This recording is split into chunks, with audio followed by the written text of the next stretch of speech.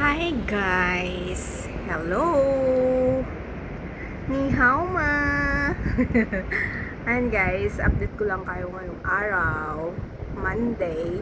Ayan guys, malakas yung hangin at saka iba yung panahon ngayon guys kasi dito na daw si Bagyong Ramel. Bagyong Ramel ba yun guys? Tingnan nyo guys yung ulap. Ayan, pero maganda yung eroplano. Eroplano talaga ang nagdala. Ayan, parang ang sarap umuwi. Ang lakas ng hangin, guys. Oh, at saka madilim talaga yung ulap. Wow, ipakita ko lang sa inyo, guys. Ang parang mahulog yung cellphone ko. Ayan, ang eroplano na kahit malakas ang hangin, kaya pa rin. Ingatan mo si Lord.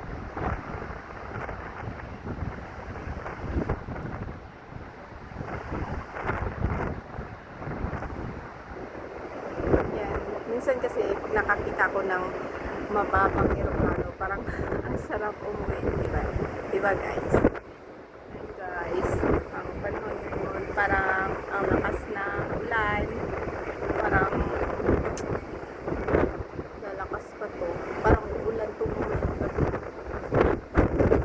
Guys, so, diba guys? Naririnig nyo ba guys yung ihip ng hangin?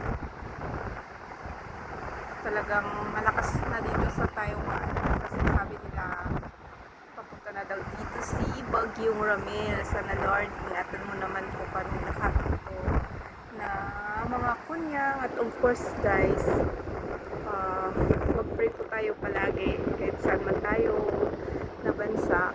Hindi rin kasi natin maiwasan guys yung mga bagyo na dumarating kahit saan naman guys, mapa Pilipinas man o mapa abroad. And guys, tingnan nyo guys, ang lakas ng hangin. Tingnan nyo yung mga ulap. Ang lakas ng hangin, ang lakas ng lakad ng mga ulap. Ayan. At saka iba talaga guys ang panahon. Talagang uulan talaga to. Uulan talaga to. And guys, kwentuhan na lang muna tayo guys kasi wala tayong makuhang video kasi wala naman kami po off day. Kaya, ayan, dito lang tayo palagi sa paligid-paligid. Ayan guys, madilim talaga guys ang ating panahon ngayon at parang masama ang panahon natin yan guys.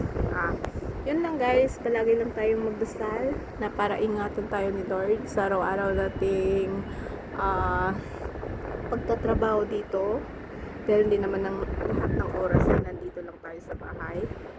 Minsan lumalabas din tayo, kaya pray lang tayo na may mga bagay talaga na hindi mo iwasan, kaya pray lang tayo na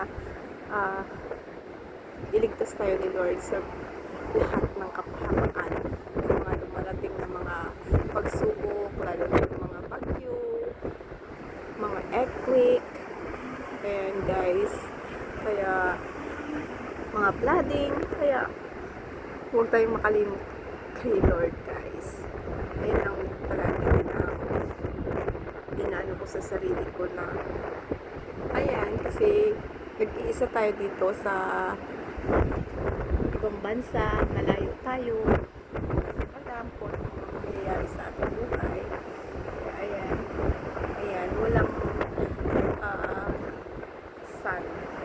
Kasi wag magandang panahon guys, dyan palagi yung sunset, dyan mo talaga siya makikita, dyan talaga siya nakapwesto. Kaya guys, tingnan nyo, mayroon siyang konting ilaw siya guys. Ayan, naman tayo sa kabila guys. Ayun lang palagi ang makikita nyo guys pag gusto kong mag video kasi nga wala din kaming off day. Ayun guys, dito naman tayo sa kabila. Ayun guys, madilim talaga. Oh, ang panahon. Dito sa kabila, mahina lang yung ano ng hangin. Kasi hindi gumagalaw yung mga ulap. Pero dun sa kabila, sobrang lakas ng hangin. Sana naman Lord, huwag matuloy yung bagyong paparating. Pero dito naman guys, maano naman dito yung parang tagok dito kasi nga malayo to sa dagat. Sa mga tao yan, Taipei yan, doon yan maraming baha. Doon talaga yung sentro ng bagyo. Kaya maraming landslide, mga ano. Kaya mag-ingat talaga tayo guys. Sa panahon ngayon guys, talagang marami talagang nangyayari, lalo na sa Pilipinas. Ang hirap. Tapos malayo tayo sa ating pamilya.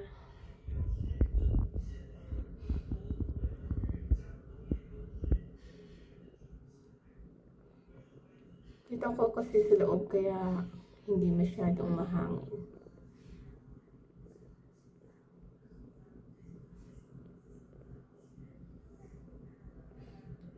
Super. Yan lang talaga makikita nyo palagi. Kaya lang guys, ayan, inuulit-ulit ko palagi na mag-ingat tayong lahat ng mga OFW.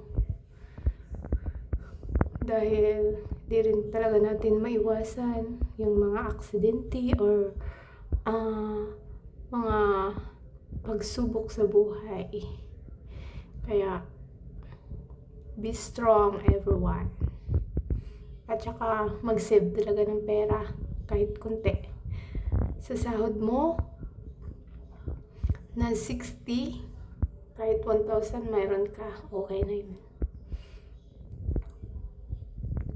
Makakaipon ka talaga kahit pabarya-barya lang. Kaya huwag ubus-ubos biyaya guys. Ayan, pag marunong ka talagang matipid, marami ka talagang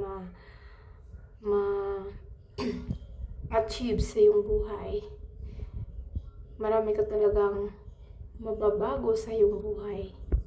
Pero kung bili ka ng bili na hindi naman importante, tsaka ilagay lang din naman sa tabi-tabi, wala talaga guys. Kaya ngayon sa panahon yan guys, kailangan talagang magtabi kahit konti. Yan talaga ang goal ko guys ngayon. Kasi nung nasa Singapore ako dati guys, grabe talaga ang hirap. Dito naman tayo guys sa kabila. Ayan guys, tuloy natin yung pintuhan natin. Nandun ako dati sa Singapore guys, maliit lang talaga yung sahod. Pero nakakasya naman, kaso lang nung panahon kasi noon, hindi pa college yung anak ko. Ayun guys, college na, tapos may bahay pa akong binabayaran. Ayun guys, kaya talagang malaking tulong yung pagpunta ko dito sa Taiwan. Kasi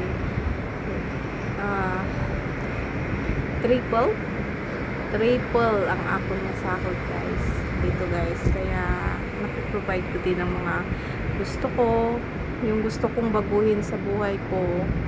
Ayan, kahit paunti-unti, kailangan talaga guys magtipid guys, tsaka mag-ipon.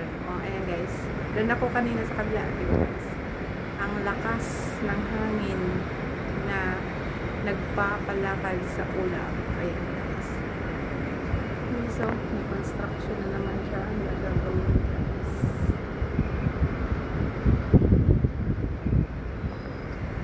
Ayan guys, sana huwag nang matuloy ang ating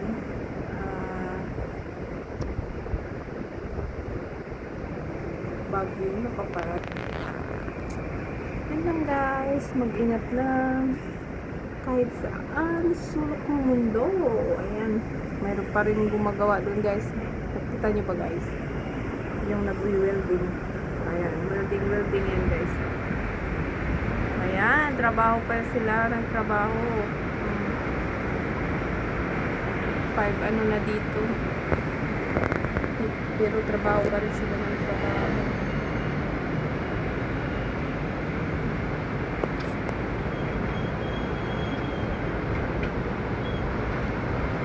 Ang hirap. Ang ganda guys ng dyan sa baba. Yung garden nila. Okay. Diba? Wow, ang ganda. Ang ganda naman guys.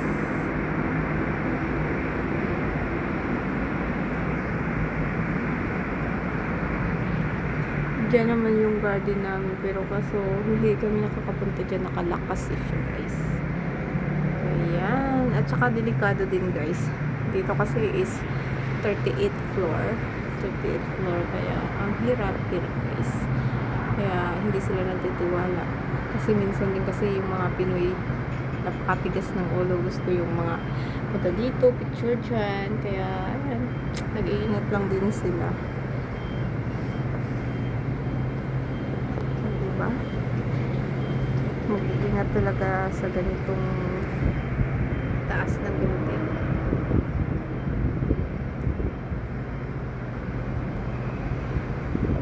Ang ulap na mabilis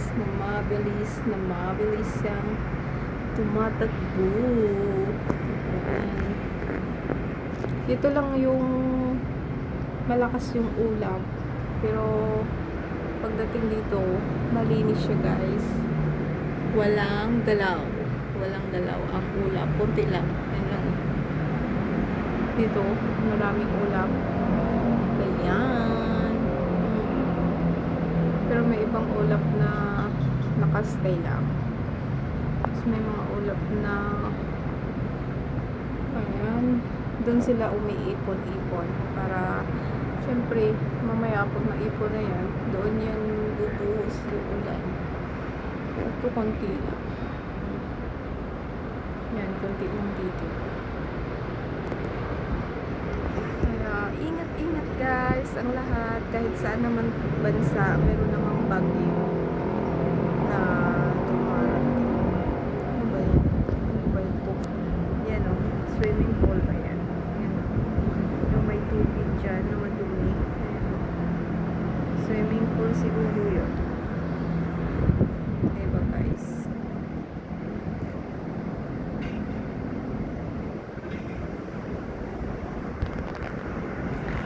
Ayan lang guys. Thank you for watching my video. Thank you for always support my YouTube channel. And thank you for always watch my video. Thank you so much guys. Ingat at magdasal po tayong palagi para sa ating kaligtasan. Thank you so much. Bye-bye. Bye-bye. Thank you so much. Ayan, dito ako sa labas. Bye-bye-bye.